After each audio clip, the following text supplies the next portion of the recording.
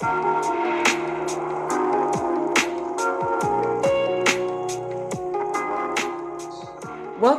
to the Hoops&Huddle podcast. I am Malika and joined by Brandon, who is the rubric. He loves looking at the business side of sports. So we'll get into both of them. We'll get into some talking about the Houston Rockets team and get into that detail, but we'll also look at the business side of the Rockets. And we are joined today by my boy E.K. Johnson, who Coalition Hoops, who loves him some Rockets. He's extremely excited about the new season, about some of the moves that are being made, about his new coach, Ime Udoka. So why don't you say hi to the people and introduce yourself, where they can find you, and we'll dive right into the conversation. Thank you so much, Malika and Brandon, for having me once again. I've been on once before, back in March. We were talking about March Madness. A lot has happened since that time. But for any new listeners, my name is E.K. Johnson. I run and I founded the Coalition Hoops platform. You can find me on Twitter at Coalition Hoops. You can find me on IG, Instagram for people who don't understand lingo, at Coalition.Hoops on IG. And I am a huge Houston Rockets fan. However, I try to be super objective with all things basketball. But I will preface any comments during our conversation or for the people listening on any of my social media platforms. I will say, before I say something that's extremely subjective in favor of the Houston Rockets, I will let it be known I'm a Houston Rockets fan. So people understand that, there's a distinction there. Like, when it comes to the Houston Rockets, I can be objective, but there are some times where the fandom kicks in and, I may say some things that may rub people the wrong way, but that's okay. That's what fandom is. So that's all good. That's all good. We love those hot takes. Real quick, the Hoop Coalition, for those that didn't listen to the previous show or they're not familiar with you, just a quick tidbit about what that is, what you cover, what your area of expertise is, just so people know what they can search for and expect to see on your platform. Yeah, so typically what I do is I cover men's basketball, women's basketball, men's college, and women's college. Mm-hmm. So that pretty much covers the entire calendar year. Now, basketball fans, we tend to look at seasons, typically from like an NBA perspective. So we're talking October to June. Right. But because I cover WNBA extensively, and because I also cover women's basketball, men's and women's college extensively, I pretty much cover the entire calendar year. So on my platform, I do a lot of film breakdowns, highlight breakdowns, things of that nature. I try to do a lot of player profiles and things of that nature, like aggregate data, stat collection, things of that nature, trying to highlight trends from certain players that may not necessarily get a lot of love. Now, I do focus on a lot of star players as well. But typically, if I see a player that's been doing well for maybe 10 games, playing above their means for 10 games, I'll try to highlight them. And I also try to bring out fun facts about WNBA players, NBA players, college players on the women's and men's side. And I do that throughout the respective seasons. And that's typically, what you can expect from me as of now. We are growing. We are continuing to expand. So as we expand, we're going to try to, we are going to implement a podcast platform where we will cover the respective areas of basketball depending on what season we're in. So we're looking to start in October in preparation for this new NBA season. So be on the lookout for those announcements because they will be coming shortly. Awesome. We'll be looking for them. Thank you. Awesome. Thank you for sharing that. We're going to get right into it. We're going to start off this time a little differently than how we usually do.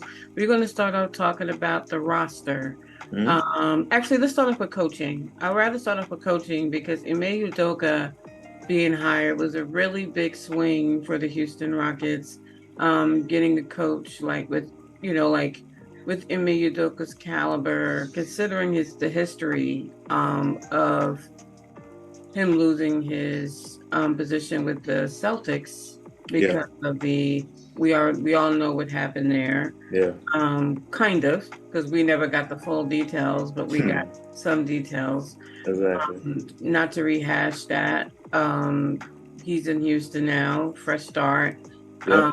And it was Udoka, from what I read, that basically let the ownership and front office know that for the team that he's looking and thinks will be a best fit for Houston at this time, the roster they have, that maybe James Harden wasn't exactly a fit for the team. So what are your thoughts on Udoka and the coaching staff he's building, and on his move regarding not wanting to sign James Harden back in Houston? Well, first off, I love the hire. So throughout the regular season, when all of us knew Stephen Silas, and God bless Stephen Silas, I wish him nothing but the best. But we all knew I that his think he was time set up was. for failure, though, to be honest. Yeah, I agree with you. I totally agree with you. But everybody knew the writing was on the wall that he was going to be gone. So before Ime Udoka's name came up, a lot of people were thinking it was going to be Nick Nurse, myself included. Which I wouldn't have sneezed at either, because I love Nick Nurse as a coach.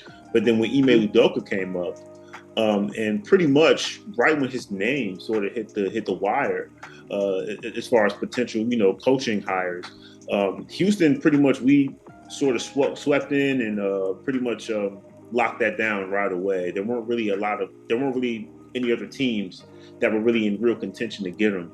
And I know a lot of that had to do with the fact that he desired to come to Houston. Now, a lot of people can say maybe it's because of the fact that he was desperate. Maybe other teams didn't want to take a chance on him. I'm not going to necessarily agree with that, because when you look at what we've been able to do since we've been able to get him, and what we had when he first got hired, we had Jalen Green already, and we had Alperen Sengun. Those are the two cornerstones of the franchise. We had Jabari Smith, we had Tari Eason, right? We hadn't yet gotten all the free agents and all the guys that we ended up getting, but I think he saw something there, and he was like, listen, I can work with a Jalen Green, who's an explosive scorer. I can work with the Alperen Sengun, who a lot of people refer to as Baby Jokic, for good reason. If anybody has been paying attention to the FIBA play, yeah, Alperen Sengun plays for Turkey. He's been playing amazingly well. He's been playing really well, but FIBA rules are different than NBA rules, but he has been playing well. Very true. Tell that to Lloyd Markkinen, because Lloyd Markkinen, he was cooking in FIBA last year as well, and people didn't think it would transfer and then over. He ended the season doing his thing. Right. He became an all-star. So I'm just saying it could happen. I know the rules are a little different, but it could happen. Right. So I think Ime Udoka saw those two cornerstones, and he was like, listen, he had success in Boston when he had two cornerstones in Jaylen Brown and Jason Tatum. Not quite the same, but as far as being able to be moldable and being able to be coached in a way that allows them to shine on offense and also on defense, especially on defense, I think that's going to be a key for us. And obviously with our new additions, I think that just really accentuates that point of wanting to get better offensively, knowing that we have a good offensive base, but bringing guys along, veteran guys who are willing to play both sides of the floor. I think that's going to contribute to our success. That's not something a lot of people would have seen when he first got hired, but I think he sort of saw a vision of what this team could be, especially with the financial situation that we were in, with all the cap space that we had, all of the abilities to be able to make a lot of moves as far as business and contracts and things of that nature, to bring in quality guys while still being under the cap relatively. So yeah, so I love the coaching staff, and you got to understand, we got Ben Sullivan, Royal Ivy, Garrett Jackson, Thiago Splitter, who played in the NBA, Cam Hodges, and Mike Moser. All these guys are really, really good basketball minds, especially for young players. So I think it's going to be really good for us. What do you think that means for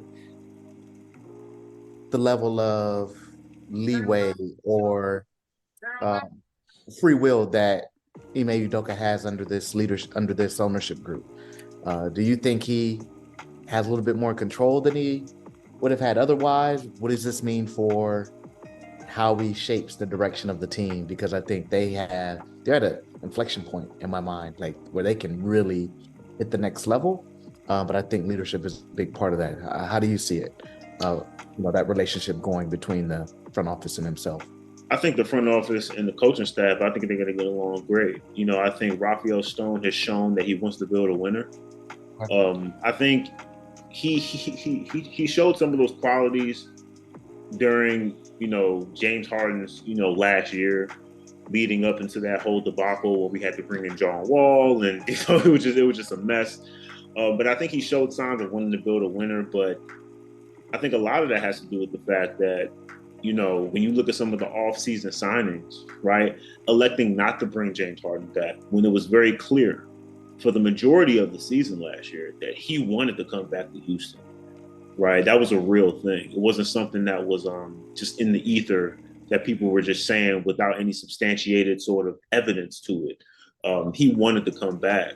But I think the combination of Ime Udoka understanding the quality of trying to build a team from the ground up without necessarily having to plop a superstar that's going to demand a superstar's purse, right? That's the big thing, right? Okay. And I think Rafael Stone being lockstep with Ime Udoka, understanding that, listen, when you look at three of the past 4 NBA champions, all of them have been homegrown talents. Stephen Curry last year, obviously Denver this year with Nikola Jokic and Jamal Murray, and then back in 2021, you had Milwaukee Bucks with Giannis Antetokounmpo, who was a homegrown talent, right? 3 out of the last 4 championship teams have been homegrown guys, homegrown talents, right? So I think the whole super team thing and guys joining up, I think LeBron James really, I don't want to blame him for this, but I think what he did was he painted a picture of, hey, listen,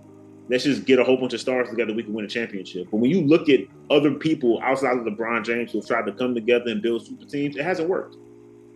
It hasn't worked. We can go down the line. I don't want to hit a sore spot for Malika, but obviously Brooklyn Nets is the most recent example of that.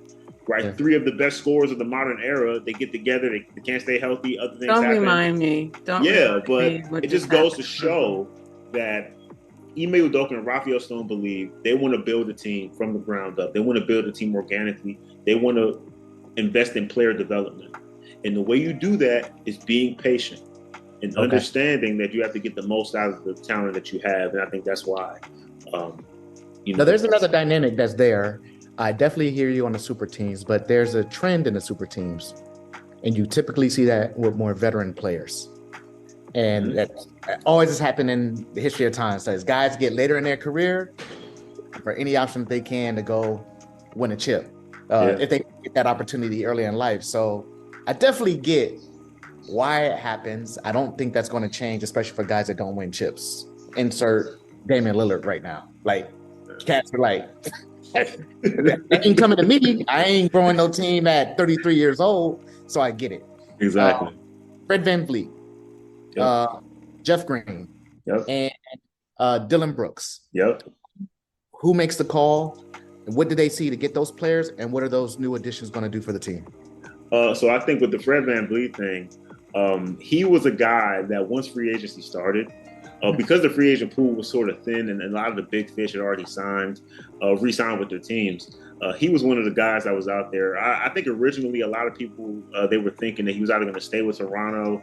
I even heard Miami for a little bit. But then when the Houston thing came up, it made the most sense. We could give him the $40+ million that he wanted, right?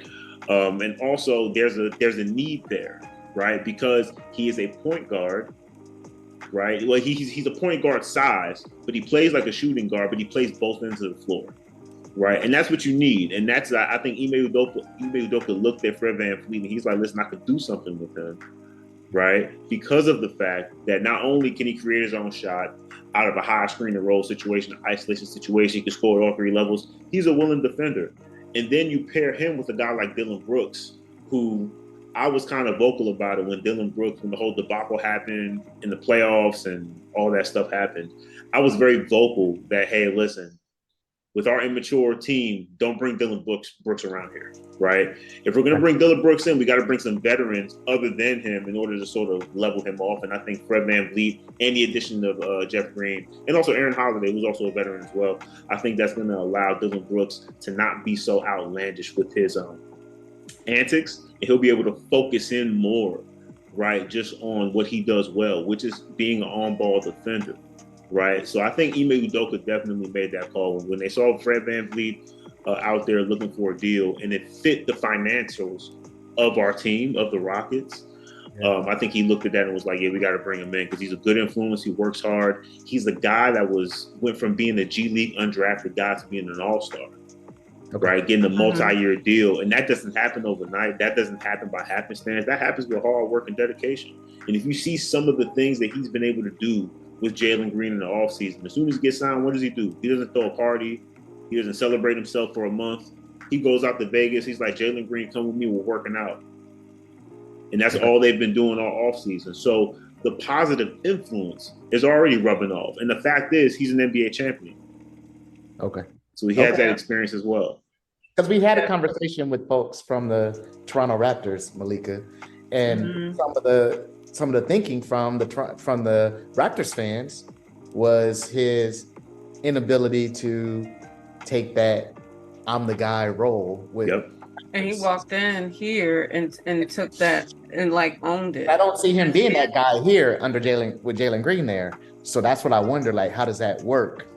Their play styles are kind of complementary. Their play styles can be complementary when you really think about it, because Jalen Green has the ability to play off ball, and I think he's going to be more off ball this year. Mainly because of the fact that Fred Van Vleet is going to be controlling the offense, right? We didn't have a true point guard. He's the closest thing we have to a true point guard, but most importantly, he's a two-way guard, right? So we can guard on the other end.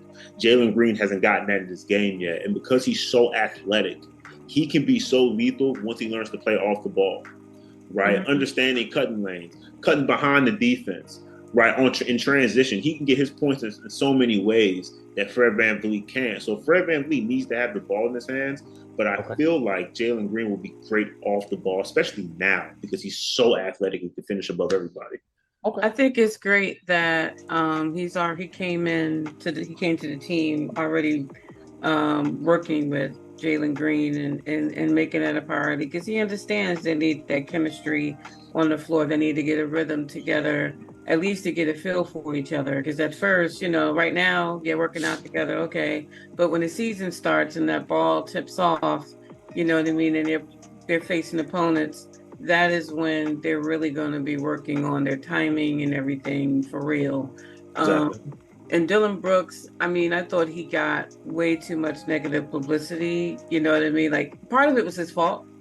Because part of it was his fault. But I have to admit, his contract, I was like, okay, that's a lot.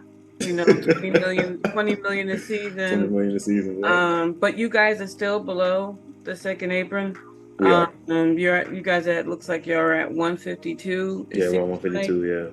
Last time I checked. So that still gives you guys some room to make some moves. But I really love your rookie, Cam Whitmore. I was livid that he was selected right before the Nets had their pick. I was like, okay, he's still there.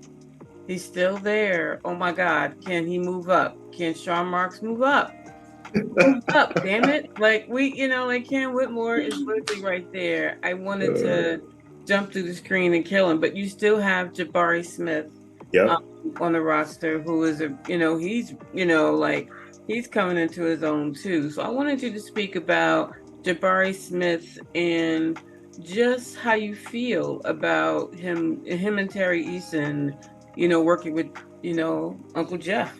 You know what I mean? Jeff Green. Like, I think that could be, a good mentor for him. And also speak about, Killer Cam, like being on your team, because he has a axe to grind right now. Yes, he does. And let me tell you something, Malik. I was watching the draft, and obviously we all knew how like the first sort of 4 picks were going to go. Yeah. And I wasn't surprised by that, but I had Cam Whitmore, and a lot of people have Cam Whitmore in their top 8. He was top 8 to top 10 projected, right? So when he fell out of the top 10, I was extremely surprised. And then as he keeps falling, I'm like, we got a chance to get this guy, right? And I actually put out a tweet. I said, if we get Cam Whitmore, I'm going to do a backflip off my deck.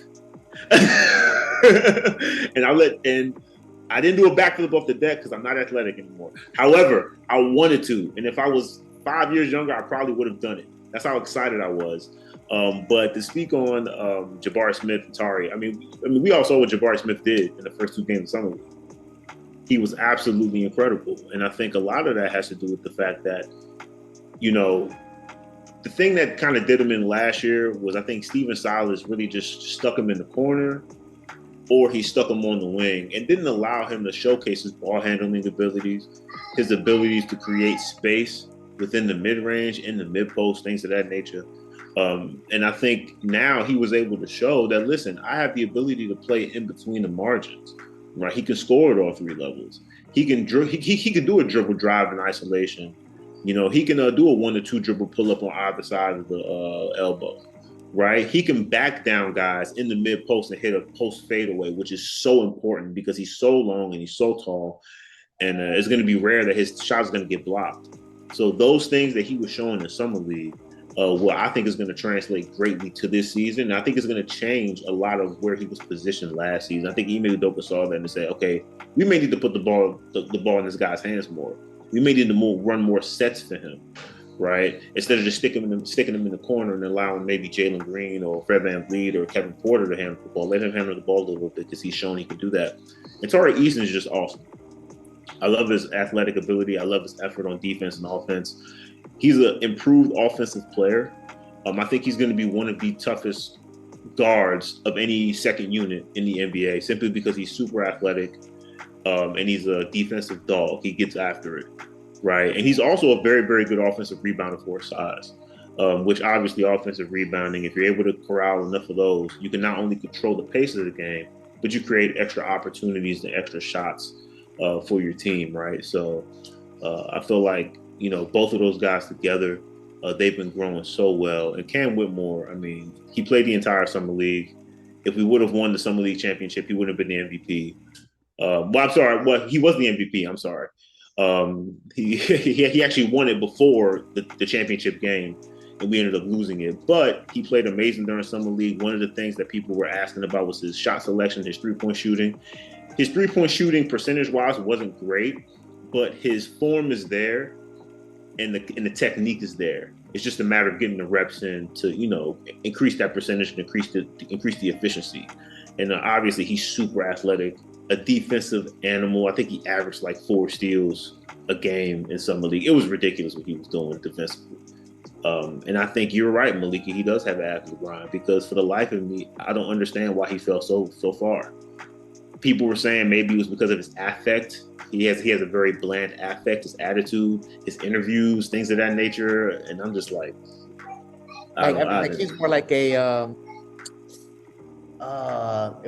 someone that I can think of back in the day could be maybe on Brandon Ingram. Yeah, maybe like a guy who's just very, very. Or Tracy McGrady, like he was just like,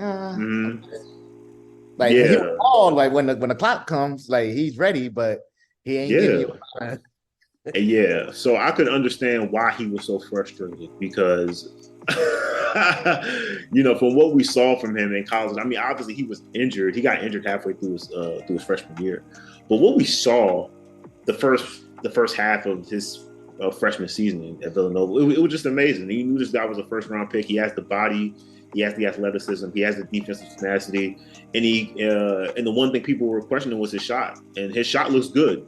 He didn't hit a lot of threes during Summer League, but the mechanics look good, and that's something you can work on. So I'm very excited, super excited.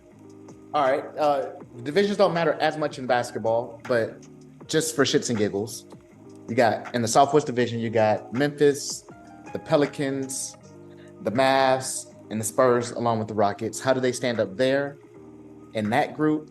And what do you think they do in the West, in the Western Conference, just all up? So if we're talking about the Southwest Division, I think we will be better than the Spurs. Okay.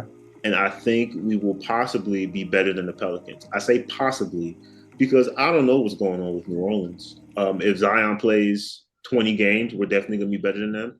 If Zion plays 50, we may not be.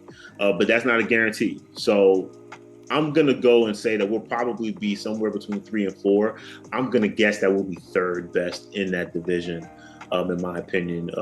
I know Dallas didn't necessarily have the best year last year, but they got Luka and Kyrie. I just don't see us making a significant jump over them. So yeah, so I feel like we'll probably be third in the Southwest Division. And as far as the Western Conference, I haven't put together my official sort of standings and things of that nature. That's going to come probably 30 to 40 days out from the regular season premiere or opening night rather. But I'm pretty sure we're going to linger around that 41 and 41, 40 and 42, 42 and 40 range. And that will be good enough for us, I believe, to compete for a play-in spot in the West. I think that'll be good enough for us to compete for a play-in spot. I think our defense is going to be extremely improved. I think our offensive efficiency is going to be better. And I think our turnovers, that's the one thing that killed us last year, and that kills a lot of young teams, right? Turning the ball over. Exactly. And I think when you bring guys in like Jeff Green, Malika, like you said, now I'm from Maryland. I'm from PG County, Maryland. Jeff Green is from PG County, Maryland. I've been watching this dude play since he was at Northwestern High School, from Northwestern, Georgetown to the league. And for people who don't understand how good Jeff Green really was when he was younger, he was the archetype for a Jabari Smith or Tari Eason, that big wing who could do everything. Okay. Right? So I think having a guy like him, who's pretty much been through it all, he's seen it all, he's coming off of a championship, it just makes all the sense in the world that I think our turnovers and just our overall shot selection is going to be so much better.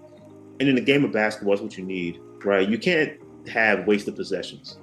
And a lot of young teams waste possessions, not because they want to, because they don't necessarily know, they don't understand situational basketball. They don't understand 2-on-1 or 3-and-2, right? Like end of shot clock scenarios, end of the first quarter, end of the third quarter scenarios, trying to get a shot off, things of that nature that veteran guys who've been around, winning cultures understand. So I think bridging that gap is going to increase our record to the point where we compete for a playing spot. Okay, so you got Southwest Division. Another name for the Southwest Division is called West Group B. Do the Rockets make it to Las Vegas in December? And how do you feel about the play-in tournament? I mean, I'm trying to get excited about it, but how do you feel about it? I mean, Brandon's in Vegas, so I know he's excited. So his level of excitement's a little different. Hey, how do you feel about it? First official game in Vegas, so yep, I'm with it. I love it. I love the inception of the in-season tournament. So remember, Malika, the NBA announced this without any details, like halfway through the regular season last year, right? So this has been out here, right? And so when they first announced it, I was kind of likening it to like the WNBA's Commissioner's Cup, kind of apropos because the Liberty just won the WNBA is always the guinea pig. Yep. So the Liberty just won the Commissioner's Cup yesterday. It's kind of apropos we're talking about it. So I think it kind of creates a sense of excitement for the game, for those games in November and things of that nature. Although the excitement is still pretty up because by the time November hits, the season is maybe a month old, and people are. You still got the excitement of like some of the newer, not newer guys, but some of the guys who are maybe trying to have a breakout season and things of that nature. So you're looking out for that. But I think it just creates more parity, right? It creates more parity. Now, the one thing I will agree with a lot of fans had issue with was the fact that the prize is $500,000, right? And because we think all NBA players make $30 million, we're looking at it and we're saying, oh, it doesn't matter, $500,000, but there's only one or two guys that are on max contracts for each team, right? Think about a guy like Alperen Sengun, who I believe is our most important player. He's making $5 million this year. Yep. This year. So if we were to win the tournament, like $500,000 is a lot for him. It may not be a lot for Fred Van Vleet or one of these other guys who are on the max deal, but for over 65%, and I saw this stat, over 65% of NBA players make between $0 to $10 million a year. Yep. So that 500,000 means something, right? And because these guys care about their money so much, you put money on the table, guess what's going to happen? The level of play will be increased. The level of play will be higher. Right? I think there's another angle of it that I'm thinking about because I feel you on that. So on the whole, 65% of all the players making that lower number makes sense. But when you're talking about the game, the teams move in the direction of their stars. Their stars really do drive. Like if LeBron ain't motivated, Lakers ain't motivated.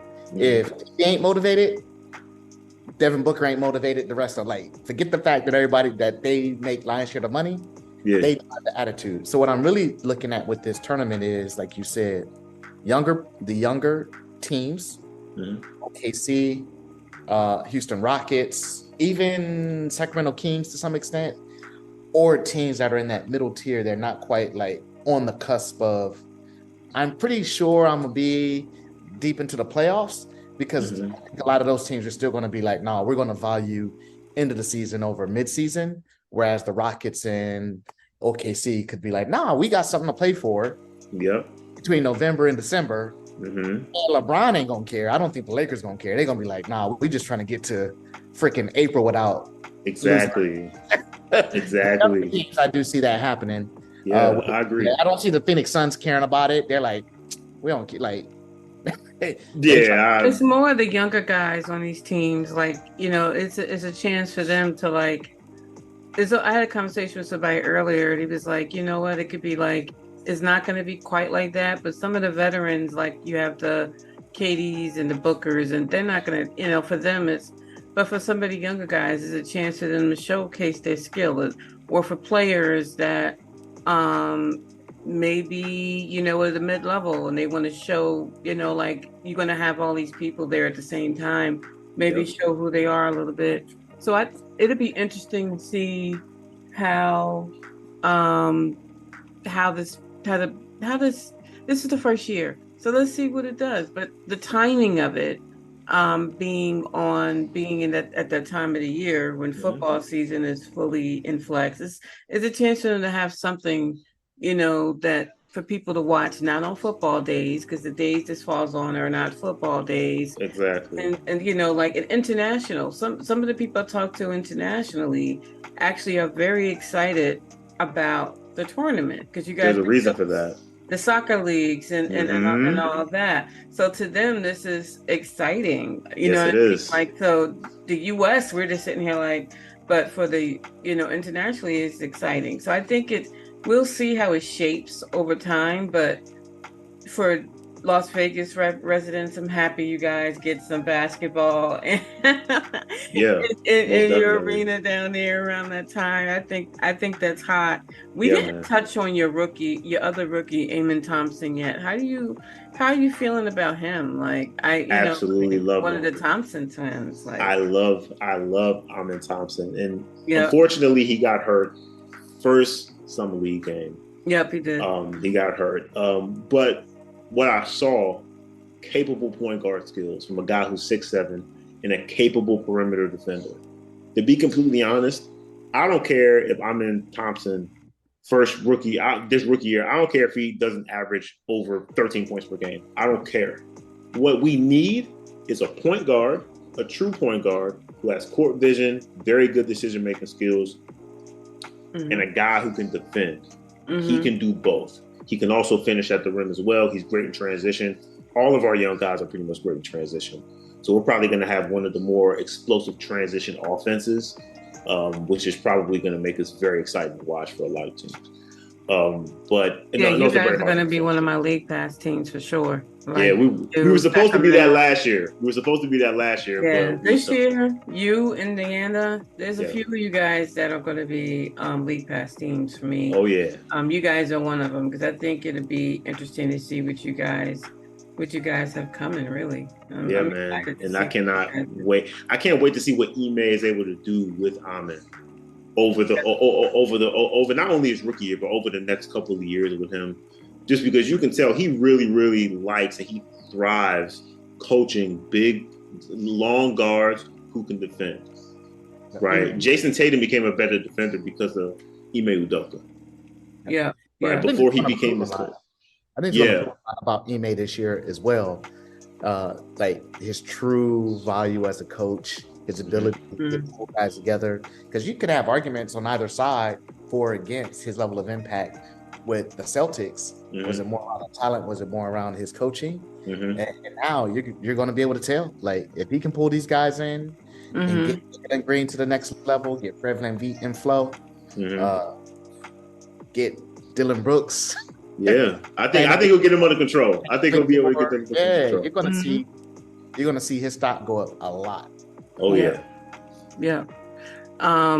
Is there anyone else on the roster we haven't specifically called out that you wanted to emphasize? Maybe some players we haven't mentioned that maybe coming off the bench, some starters we haven't. Is there anybody we haven't discussed that you want to kind of call out and give them some love? Kevin Porter Jr. Kevin Porter Jr. is absolutely, he's amazing, man. I mean, I think he was on the Blazers at one point, and he has an interesting history. So yeah, he's amazing, and I think because we ended up getting him from Cleveland. Yeah, because you ended up getting him from Cleveland, and immediately when I saw him, I was like, this guy's a guy. If he's around the right coach, because you can tell the raw talent is there, but he just needs the right coach to be able to develop him in the right way. Yeah. He has very good point guard skills. He can play off the ball. He can score at all three levels. He's not the best defender, but he's very good in passing lanes, and he can pick pockets, right? So he's not going to lock somebody down for maybe 3 minutes or 4 minutes. He's a very good help side defender, and I think the thing about him is that he plays with such a great energy. And it's very, very contagious. Last year, even though we struggled like crazy last year, there were games where, he was definitely the guy who was starting a lot of the offensive sort of flow for our team. He was sort of the fulcrum of the offense at times because we didn't have a true point guard. And I think his maturity level really, really went up last year because of the fact that we were in a situation where he was depended upon, even though we were losing a lot. And being a young guy, but being the oldest amongst the young guys in a young environment, right? It pushes you to either sort of wilt or to sort of be a better leader.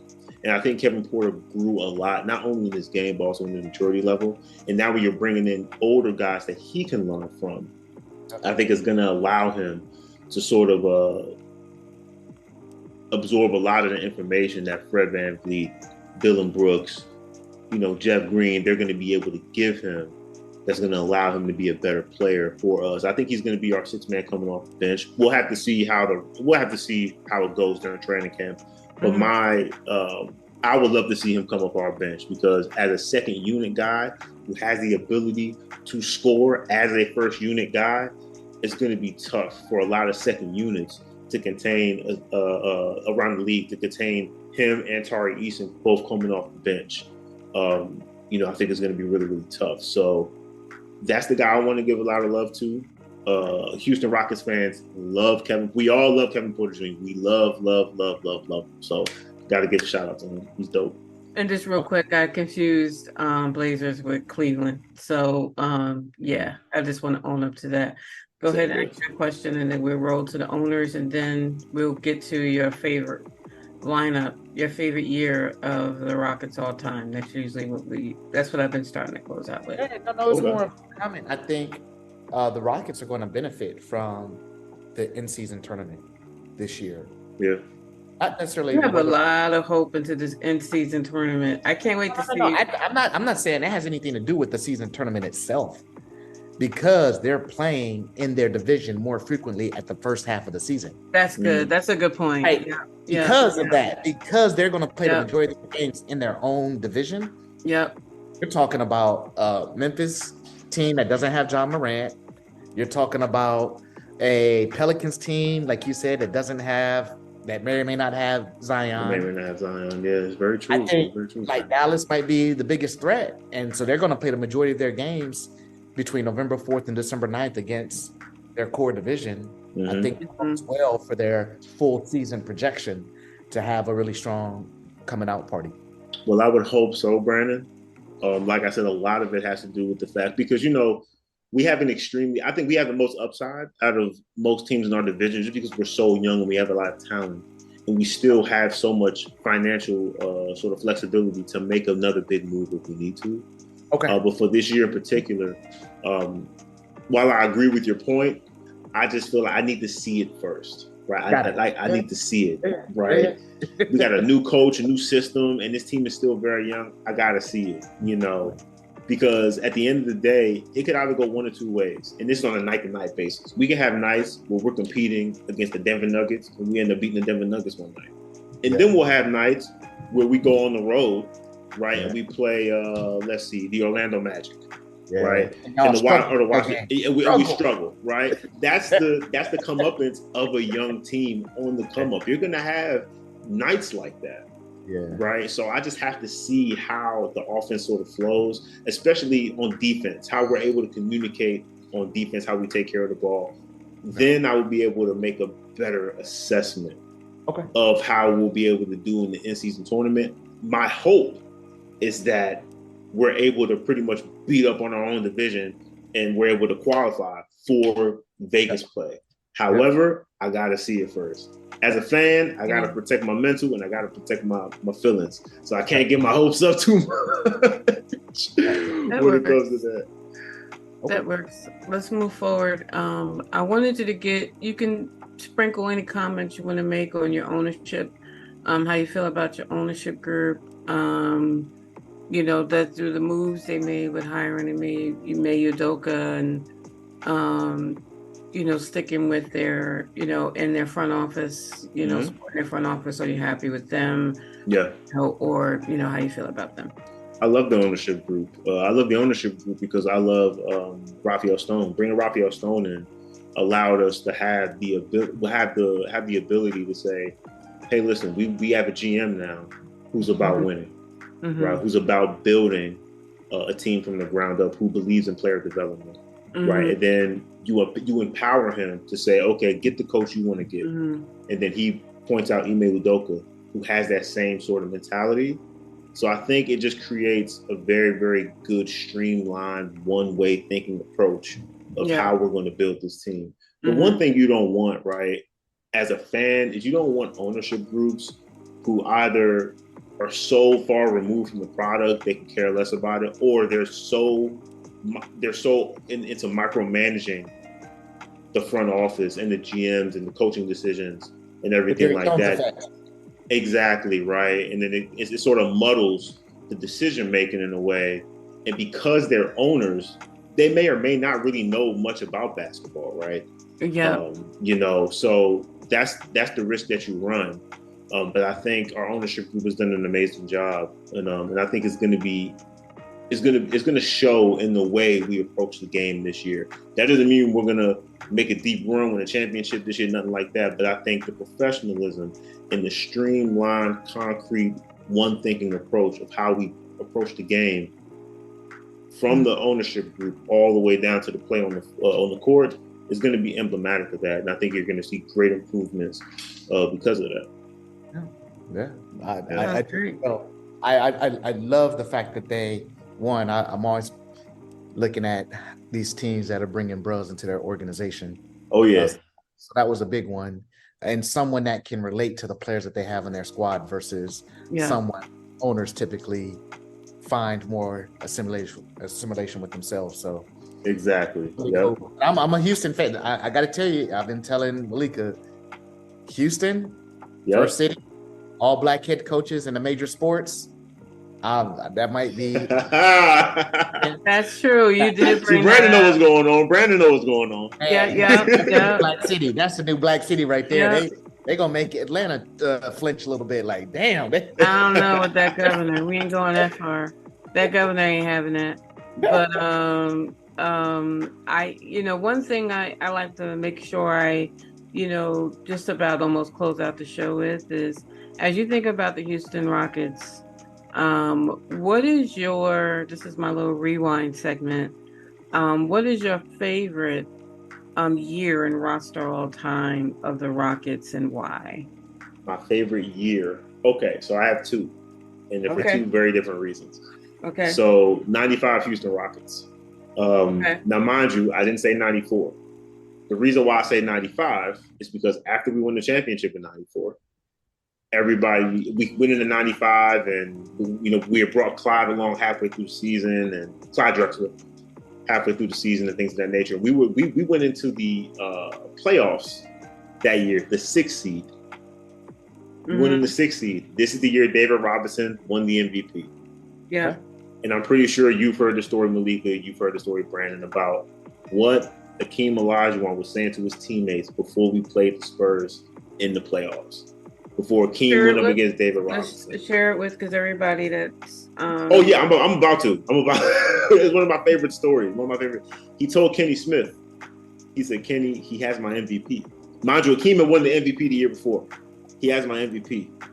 And if you go back, I would just ask anybody to go back, look at the 95 playoff series, Houston Rockets and San Antonio, and see what Akeem Olajuwon did to David Robinson. It was the closest thing. Make me watch that playoff series this week. Yeah, it was.